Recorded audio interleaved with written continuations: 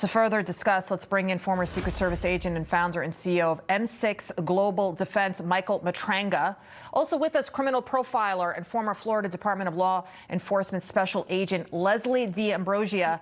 Thank you guys so much for joining us. So today, the Secret Service made an arrest near the White House. The security was ramped up across D.C. with King Charles and Queen Camilla in town.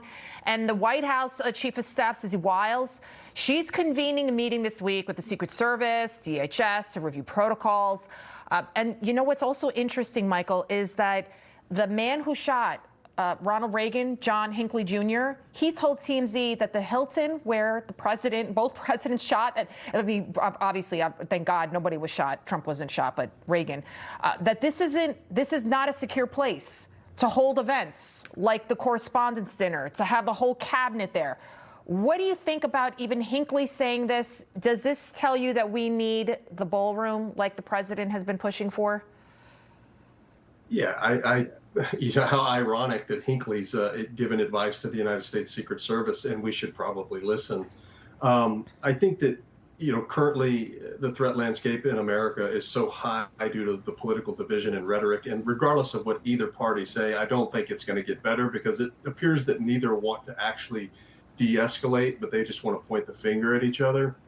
So my point is that I think that Susie Wiles should be having a conversation with DHS, the Secret Service, and the president about reconsidering these particular types of events and these ballrooms where there is public occupants of a hotel.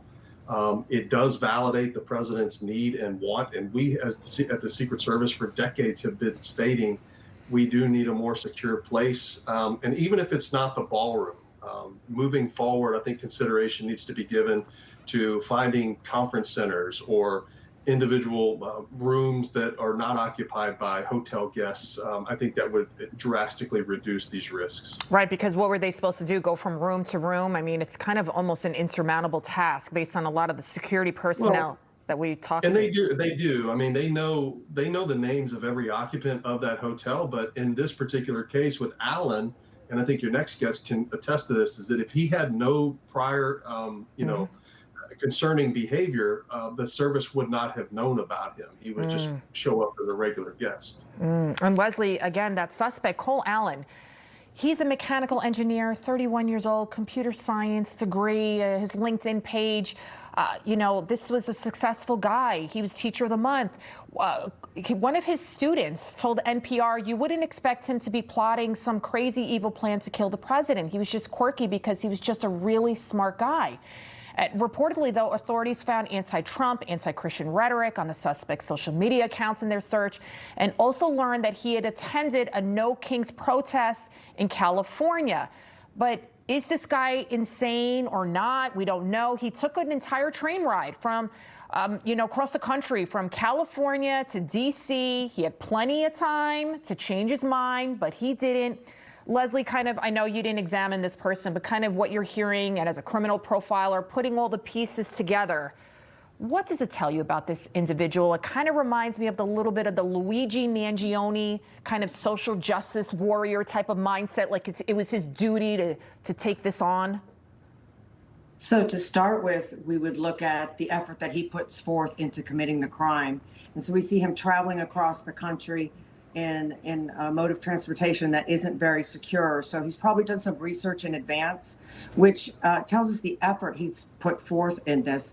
And you asked, is he insane? I don't know personally if he's insane or not, but his own writings and his own actions would tell us that he knew the difference between right and wrong, which is what's important in dealing with him and in the prosecution of this case. And if you look at the first 5 paragraphs of his manifesto, he is apologizing.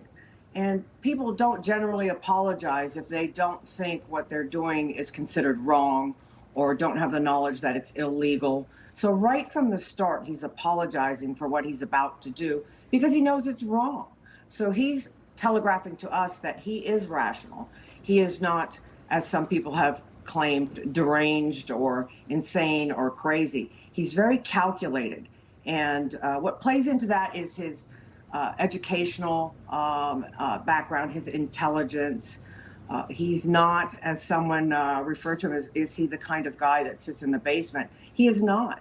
He's out with the general public. He's meeting with students. He's joining groups. And as Michael aptly said, he's not showing to those people or to us that he's doing anything wrong. He's joining groups. There's not going to be a database that shows him in a group that has some violent rhetoric necessarily. Right. But back to your question, I don't think he's showing that he is out of touch with reality in any way. You know, it's interesting you say that, because as I was watching, we carried it live here, the White House Press Secretary Caroline Leavitt. I want you to listen to some of the comments she made about the suspect, Cole Allen. Listen to this.